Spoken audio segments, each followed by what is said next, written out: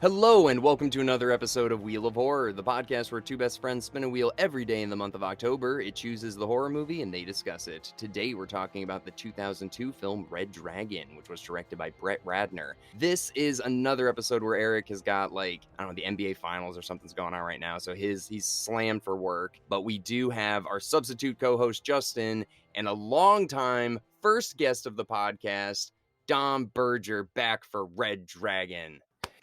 So happy to be on for the first time. Guys, this is an honor, I gotta say. Alec, even you saying Brett Ratner, that made me cringe a little bit. But I know. All controversies aside, he did a great job with this movie, man. Yeah, man, coming hot off of Rush Hour 2, he had to mix it up. Really quick, Justin, because Dom and I, this is our third Hannibal Lecter movie that we've done, but are you familiar with the series at all? Yeah, I've seen it. I probably haven't seen it since it came out, which I think you said 2002, so it's been a very long time. You were 12? I don't know. It's been at least 10 years, and I must have messed up the timelines because I thought Red Dragon was the prequel. It is. It is. But what do you mean? How? Well, in the end, he does like a little, I don't know if you noticed in the very end, they're like, some FBI woman wants to talk to you, and I told her to bug off, but I just thought I'd let you know. That was Clarice. So that's that leads into Silence of the Lambs. Oh, yeah. Okay, I messed up the timelines, but I forgot how good it was. Totally forgot Edward Norton was in it. Don't know how I forgot that. Oh, yeah. It's like Eminem hair. It's like bleach blonde hair. Yeah, it was really good. I thought Anthony Hopkins did it fantastically. He just portrayed that really creepy, sophisticated killer guy role very well. Yeah, dude. And on the same token of not getting the timeline switched up, I'm probably in the same boat, Justin, where I thought Red Dragon came out before Hannibal. I think there was Silence of the Lambs, then there was a 10-year gap, and then Hannibal, and then a year later Red Dragon, which was interesting. So, and they're two, Hannibal and this movie, Red Dragon, are so different. Obviously, Ridley Scott directed one, and Brett Ratner directed the other. But a lot of pressure, right, following up Silence of the Lamb, and even Hannibal. We rewatched it, and those are very good movies. So I don't know if you agree, Alec, but I felt like this was more like a return to form to Silence of the Lamb. I thought Hannibal was a little bit more action film-esque. Absolutely. It's 100% that way because it's the same thing. Hannibal Lecter's are in jail. So we're seeing how he got in jail. And then we see, as opposed to Clarice, we get to see Will. We get to see his interactions with them. And I feel like, we know that Will and Hannibal have such a past together that Clarice is just meeting him for the first time. And Will is the reason that Hannibal's in jail, where in the Hannibal films, it's Hannibal loose. He's out in the wild. He's in Florence. He's pushing people out of windows. He's doing whatever he wants. But yeah, this one, he can't escape. So it's the one movie we never see him out of restraints. Because, in Silence of the Lambs, he escapes at the end. Hannibal, he's pretty much out the whole time. This one, he's free in the beginning, but then he's in jail for literally the rest of the movie, So I read the book in anticipation for this podcast. Yes. Because I remember watching this movie and thinking, there's a lot going on here. I don't super understand everything. So what a great excuse to kind of dive back into the book and maybe get some background. But I'll tell you the truth. The movie did a very good job to sticking to the book. Very, very good. And in terms of the dynamic switching when I was mentioning, so you see the beginning, it's kind of a molding of Hannibal and Silence of the Lamb. Because the beginning, you got Anthony Hopkins, he's rocking that ponytail, obviously, classic. And, you can tell right away that no one's phoning it in because just like Justin was saying, Anthony Hopkins, he brings it, he's got that rapport with Will, and right away you kind of understand their dynamic before he catches him. And I don't know about you guys, but that part where Will grabs the arrow and stabs Anthony Hopkins, and there's just respect in his eyes. He looks down smiling, and you're like, wow, man, what a predator. Yeah, well, I hadn't seen this movie in probably 5 or 6 years, but I just found out that the Hannibal TV show is all about their dynamic and how they became friends and the cases they worked on and stuff like that, where I guess Anthony Hopkins is the Chesapeake Bay killer, and it's all about that sort of story. So I was like, damn. I want to say this really quick. If you think Star Wars is confusing in the way that it was released, this movie or this series goes crazy with the timelines. Oh, for sure. So it goes like Silence of the Lambs is the first like film release or whatever, and then that's the second book. Then you get the third book film release, then you get the first book film release, then you get the fourth book, which is a prequel to all of them. Then you get the TV show. Now there's a new TV show, so it's just like all over the place. And it's interesting because I thought reading the book, there's two families, right? There's the Leeds and I think the Jacobys. I think that's the other family. Yeah. So I remember the first time, like I understand the premise, right? They send Will through and he kind of imagines what's happening and he gets, insight that no one else would have. And a lot of the book is dedicated to, and this is kind of why I don't love the story, is dedicated to you building empathy for the killer, Mr. D. And Dolokhov he's a complicated character. They do a good job of like the voiceovers, so you kind of get a glimpse of what his past was like. But it happens so quickly in a 2-hour movie that, I'm curious, when you guys watch it, is it confusing to you? There's some shifting back. Literally, the only thing that confused me the most, and maybe I just like overlooked it, was like what he was trying to do. I know he was trying to become the Red Dragon, but like I didn't understand what the Red Dragon was. Was it like a mythical beast that he tried to kill people to become? Mm. Yeah, what it is like this kid was brought up and he has this really bad cleft palate, right? So in the book they explain this, but he can't speak. And his mother has like this terrible relationship with her father, and she kind of leaves, and he's left to be housed by his crazy grandmother, Mm. who is like very like she's definitely got mental illness, and he has an experience where she makes him sleep in the attic when he's a young boy, and he wets himself one night, and she's so upset by it that she takes his nether region and she threatens to cut it off if he ever wets the bed again. And Whoa. like very bad family experiences. So he kind of, the book kind of like alludes that he's got this bipolar thing where he's suppressing all of his sexual desires and all these other things, and it becomes this separate personality. And Mm. it leads to this thing in his head where he sees this picture and it represents all the things that he's been suppressing. And when he indulges that, he becomes this murderer who bites people. And it's all interesting because she had these dentures that she wore, and he wore dentures as well to help him speak. So when he commits these crimes, he wears his grandmother's dentures. That's why it's Ah. such a weird fitting. And there's so much to that where it's like they try to show like he had a bad upbringing, and like once he starts to have an honest connection with the person, he tries to fight back against this bipolar slash schizophrenia thing that's happening with him. But this book was like 500 pages, right? And it's Oh like wow. there's a lot into the backstory of that, and I didn't love the story. And Will is so much an everyman person that he just kind of experiences things. He's good at what he does, but they don't give him a lot of personality. So like if you're wondering like, oh, Edward Norton was okay in this, there wasn't much for him to work off of in terms of like source material. Do they explain at all how it's an orphanage? Because it says Dollarhide Orphanage, and it's the creepiest fucking place in the world. But do they explain that at all? Yeah, so she, in order to have money, so she had inherited this house, and in order to like kind of keep it, she would take in children, and Uh, he couldn't speak very well, so all the kids made fun of him, and at what? some He's like, go "This is ahead. my house, motherfuckers." And how big is that fucking house? Oh my god. But the kids made Yeah. fun of him. They're not like, "Hey, like this is his house. Like we should pretty." No, no, no. And his grandmother treats him like he starts to like form a relationship with a girl in the orphanage. The grandmother thinks it's like sexual, so she like freaks out on him. So all these things that he's suppressing are a Uh, result of all the things that his grandmother like shamed him for. okay. Okay. And they do a good job of kind of being like, all right, he's fucked up because he's hearing his grandmother's voice in his head type thing. But there's Right. definitely more backstory that would make a lot more sense with the character. He sees the picture from the Brooklyn Museum when he goes to eat it or whatever, but like he must have seen that before because he got the tattoo on his back. Is that in the book at all where they like kind of explain why that image is so important to him? Yeah, like so he comes across it at some point in his life, and like he hears voices in his head of this like mythical red dragon who like speaks to him and tells him to do things. And at some point it demands that like he has this mission to fulfill, and he's going every full moon, it goes with the lunar cycle, right? Oh He yeah. has to commit these murders in, he's evolving, right? And he's becoming, and his tattoo on his back gets bigger and bigger, and it gives him purpose. And he's like Mm, a very quiet person in real life. He doesn't have much going on. So he's super devoted to this purpose. But then he meets this blind girl, and, he's not self conscious about how he looks in front of her because she can't see.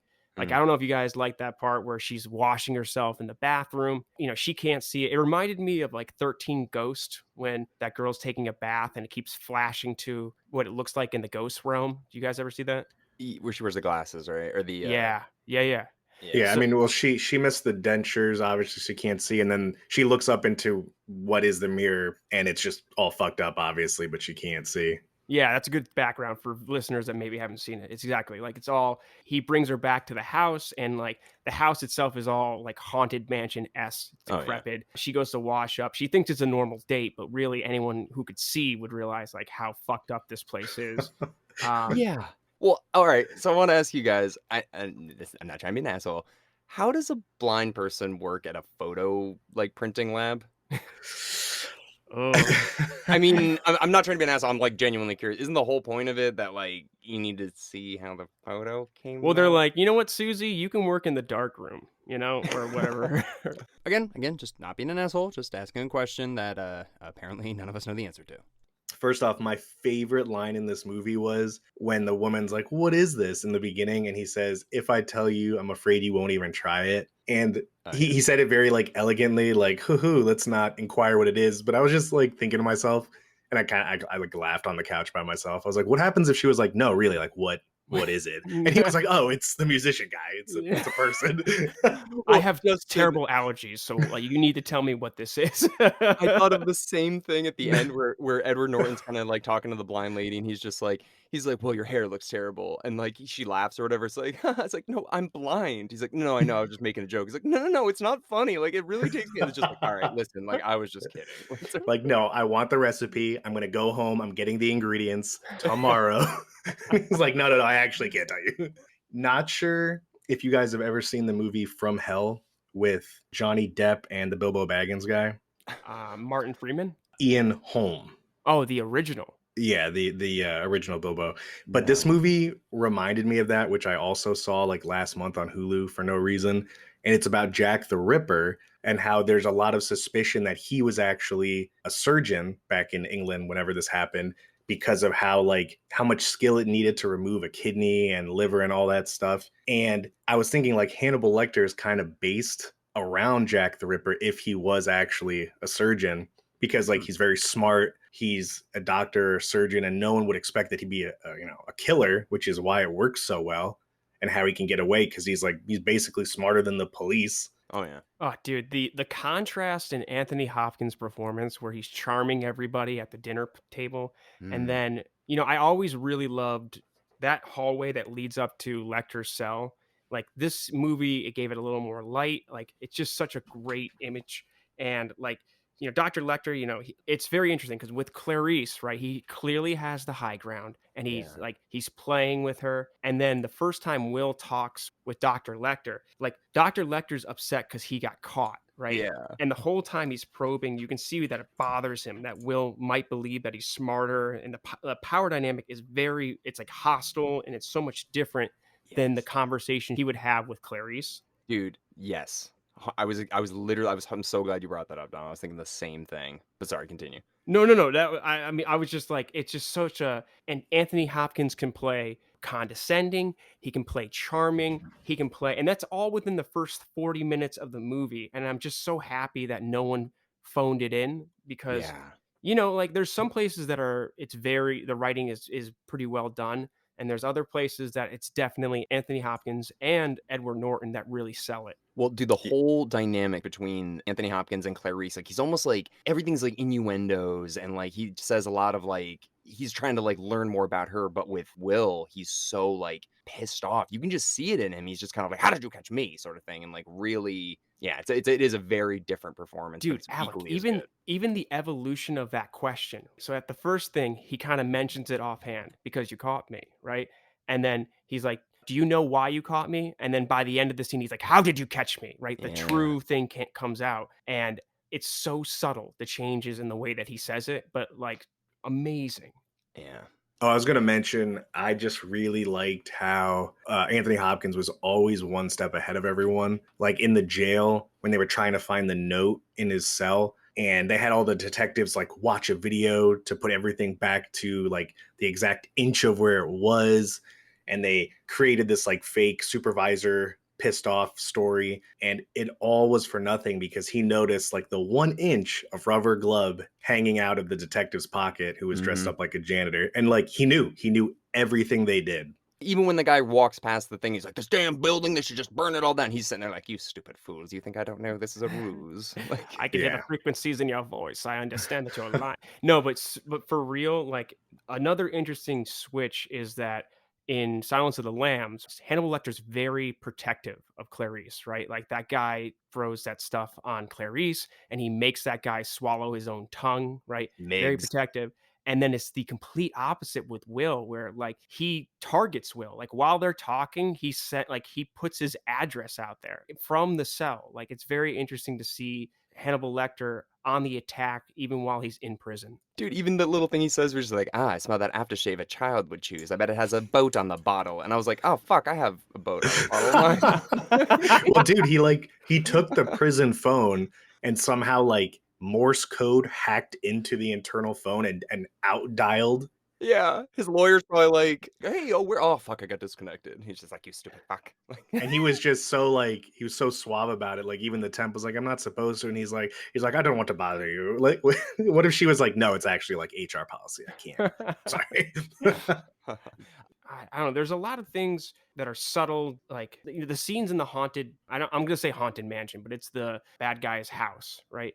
And like he's got this huge tattoo on his back. Obviously, it goes all the way down, and because she's blind, she can't notice it. And like that, her leaving and like that breakdown. Ray Fiennes does a great job, man. He speaks in a kid's voice, and he's such like the entire movie, such a menacing presence. To hear that voice come out of him is like it's an interesting choice. Yeah. Dude, it's scary when he was in the house alone and he's like, no, grandma. I'm like, dude, it's kind of creepy. Yeah. Well, I know you guys are both big South Park fans, but obviously Yes. this is a big nod to that episode, or the episode's a big nod to where he's like, do you see? He's like, Dude, "Do I you completely see?" forgot that was Red Dragon. Dude, Completely it's forgot. So funny because I was thinking about that too. Yeah. Speaking of which, that's one of the most iconic scenes for me is just Philip Seymour Hoffman like gorilla glued to that thing. And like I remember that from over a decade ago. Like how painful would that be? Painful. What about when he gets his fucking face bit and then lit on fire? That scene of him rolling down the street, they hold it like 3 seconds longer than any other movie would, and it's very effective, right? You're like, oh my god. And in the book, he kind of like Freddy dies eventually, but he survives that. What? Yeah. In the book, it's a little different. I'm still giving full credit to the movie for fitting in a big story into a small time period. But Freddy pretends to be the Tooth Fairy. Like he writes stuff in the newspaper and like he, just trying to get attention. And that's how he gets brought in, and not in that other way where they subpoena him for something else, for fraud or whatever, that he tries to get pictures of the autopsy. Or I think that's what the movie says. But that whole scene where he's like Philip Seymour Hoffman acts his ass off from a chair, I thought that was really brilliant. Dude, it's always one of those things where everyone's like, you always look at those people and you're like, God, they're so good, like Heath Ledger and Robin Williams and stuff like that. But like, fuck, dude, Philip Seymour Hoffman, even in the smallest roles like this, and even in Along Came Polly, you're just like, he just draws you in. He's such a fucking good actor. Dude, he knows exactly what movie he's in at all times, like, and he just fits the tone. That's an amazing way to put it, actually. That's a really good way to put it. For sure. It kind of makes you like, I thought for a split second that he was going to let him go because he was answering everything. Like he could have let him go and he could have written something that like his real story. So I was like, oh, maybe I'll let him go. And he was like, oh, I'm going to set you free. And I was like, that's not good. Uh-oh. That's not good. Dude, that scene where he goes in with the pictures in the New York Museum of Art, and Ray Fiennes has to tear up that tapestry and shove it into his mouth. And all I could think was, oh God, I hope they all got that in one take because that looks so uncomfortable. Oh, Yeah, it was like that, like artsy, like thick paper too, like It not was, like regular printer dude, paper. it was a canvas. It was like a tiny two canvas. It was like, oh, 200 years old. Like, how gross must Yeah. that have tasted? But he thinks about stuff too, because he's just like, I wrote this. He's like, sorry about the stationery. I wrote this on when he writes his note on the toilet paper or whatever. Because he's Mhm. like, mhm. I know you might have to. Oh wait, no, he didn't write that. The FBI wrote that, right?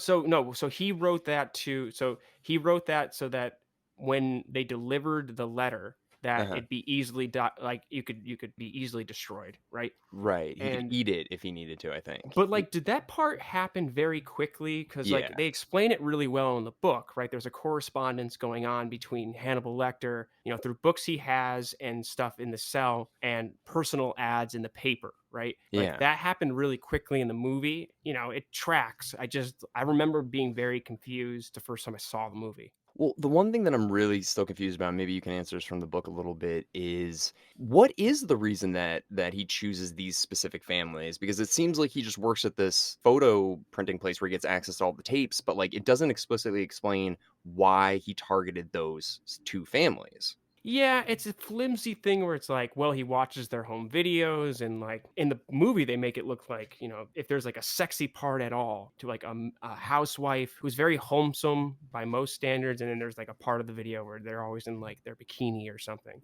right? Right. And that seems to trigger them a lot. But it's an interesting way to keep the story so that it's like, well, there's not enough connections to really put a pattern to it. Yeah. But I agree, it's a little bit more convoluted than it needs to be. I always get upset in movies. I don't know if you guys feel the same way with action movies in particular, where like the bad guy always has access to like a fucking silencer.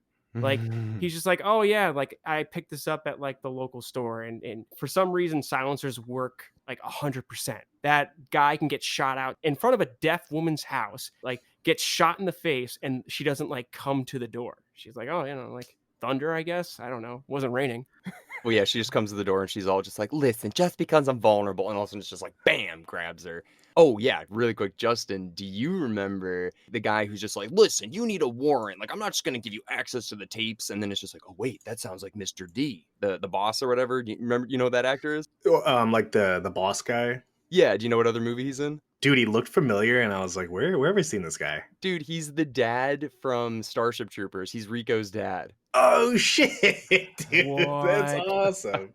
We're Yeah. going to Zagoma Beach. Yeah, Okay, he's just like, you're going to Harvard. And this one, he's like, you're not getting access to those tapes. It's like, he's always just dude, like you're right. briefly yelling about something. It's like, yeah, we need a guy to fill this role. It's like, oh, what's he doing? He's like, he's just yelling for like a minute. It's like, we got the Yeah. Starship Troopers dead.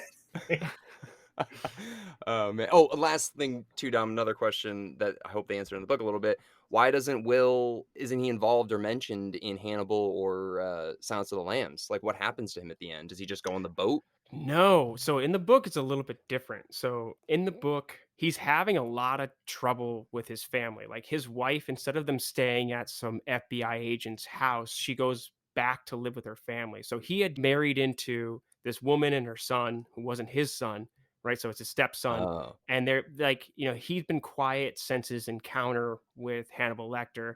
They've been living this life, and she's always afraid of him going back into it. And Crawford kind of like tricks him into, just like in the movie, like coming back into the force. And the whole time the wife's like, I don't want anything bad to happen to this family, and I'm scared for you. So when it's all over, right, he comes back, and just like in the movie, he sneaks in. But instead of like that whole like he's clearly a hero and nothing bad happens, like Will gets stabbed in the face, and it's like disfigures him, and the wife ends up sneaking up and like the last shot in the movie, she shoots him in the head, but in the book, it's like there's no like face off, and then he's like, "You can do it, shoot him in the head." It's like she sneaks up and she pops him, and then at the end, she leaves him. So Oh. it's like it's very much like a cautionary tale versus this kind of like he rides off with his family on a boat into the sunset.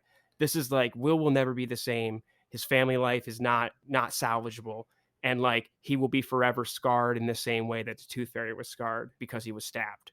Yeah, Dom, it's funny you mentioned that because I was just thinking, like, from my own perspective, like, here you got this ex detective guy who has been like part of these massive killings by these, insane people, and they know where his house is, even though presumably they're dead. I feel like he would have his pistol on him at all times. And not only was it not on him, it was upstairs under a pile of clothes in a box. So like if he had it on him, like that, it would have avoided all that. He thought he was dead though. But dude, even I feel like you'd still have it on you. Justin would sleep with his. He's like, you know what? Yeah. Not Also, having. I mean, I probably wouldn't live in that house if like Hannibal Lecter knew. Right. I like the end scene though, because he's on the sailboat, like you said, with his family, and that's the only place where he's like, no one can get him in the middle of the open ocean. Unless Hannibal's like pops up with the snorkel, he's like, hello. But this series is like a whole thing about like your past can never really escape you because you get like Verger in Hannibal, who's a guy that like had his whole past and resentful of Hannibal. So you'd imagine that Will would come back at some point, in this series to like stop Hannibal, which maybe there will be a sequel. Well, exactly. And I haven't really read any of the other books. I got to tell you, like, this book took me a long time to get through because a lot of it had to do with the background of Mr. D and all that. And there's something about, like, I can Very. appreciate, like, good stories, but there's something about, like, you're the best and you have to come back. And it's like, God damn it, Jim, I'm not ready to come back. I got out of that life a long time ago that I'm like, ugh. You son of a bitch. He has a responsibility though, because he's the only one who could catch him. And it was like it's funny you mentioned that because like the third Hannibal Lecter or Red Dragon, like a sequel, the boss calls him again. He's like, Will, we need you again. He's like, I swore I'd never catch Hannibal for the third time again. He's like, you're the only guy you can do it. He's like, all right, I'll be there in 20. It's like, damn it, man, train your police force better. So all right, so Eric did bring up on the Hannibal podcast his sequel idea where it's like Hannibal is very old because he was born in 1933, so he could still be alive, and Anthony Hopkins is still alive, and basically he's decrepit. Everybody's like, let him go for his past crimes, like he's got Alzheimer's, but he's faking it, and maybe Clarice has fallen in love with him, and she's like perpetuating, like keeping him alive, killing people, feeding him stuff, and then they bring Will back to stop them both. He's like in a wheelchair, like in a senior citizens home. No, seriously, because it's like Dumb and Dumber 2, where it's like he's faking like being crazy so that they'll let him just like, Okay. he's like 88, like let him be. But like, no, he's actually completely cognizant. Clarice is out there with him, killing people, giving him body parts to eat, and then Will knows about it and he goes and stops both of them. Dom, come on. Dude, I mean, that's a great sequel idea. The only problem is Anthony Hopkins literally just starred in that movie. Like, it's called The Father, and it's all about like Anthony Hopkins as the old man, and he like can't remember the things that he's done. You guys got to watch it. But Yeah, like, you mentioned this last time. yeah, It got man, nominated for stuff, it right? did. I think he won for it. I'm not gonna lie. I don't He doesn't super remember. know if that's accurate, but I would assume he's Anthony Hopkins. Oh, fuck. Two last things really quick. Barney, dude. Barney is in this one. He's in Hannibal. He's in Silence of the Lambs. And guess what? And it leads me into my last thing. Manhunter. Ooh, Do you know about Manhunter? no. No. Okay. Manhunter was a film that was released in 1986, which is the original Red Dragon. Oh, same actor? No. So a whole new cast. So Hannibal Lecter's played by Brian Cox. Oh, the CSI guy's in it. Maybe. William Peterson. Yes. He plays Will in this one. That's right. And Brian Cox is Hannibal Lecter. Yeah. So it was a movie that was made, and then they're like, hey, it was good, but like let's try and like reboot the series or whatever. So technically, Manhunter's the first one, and Barney is in that one too, the actor. So that guy is in all of them. Dude, Yeah. he's got that knowing look like, yeah, this movie's not complete without my cameo. You guys got any last minute thoughts on Red Dragon? Nope. I don't think so. Well, Dom, again, so good to have you, especially your knowledge of the book. It adds so much to the movie, so I always love having you on, man. Thank you again. Dude, absolutely. I'm super excited for time number 8 or whatever, I hope you guys keep doing this long enough that I can get to 10 times on the podcast. Oh, 100%, dude. Sweet. Absolutely. And Eric will be back soon. He's just, got the I don't know if it's the Stanley Cup or something crazy is going on right now with Dude, sports. Justin, you were a great fill-in, man. I really appreciate it. I've been listening to you guys at the end of the week with your new, the new horror stories, and like it's definitely put some stuff on my radar that I wouldn't have known about. Oh, the Fresh Film Friday. Yes, sir. Oh, thank you, thank you. Oh, thanks, Dom. Well, the next movie, Eric has already spun it in advance. It'll be House of a Thousand Corpses. And we also have a guest, my stepdad, Matt Babin, so he'll be joining us. Thanks again, everybody, for listening into our discussion today, and we'll see you tomorrow with House of a Thousand Corpses.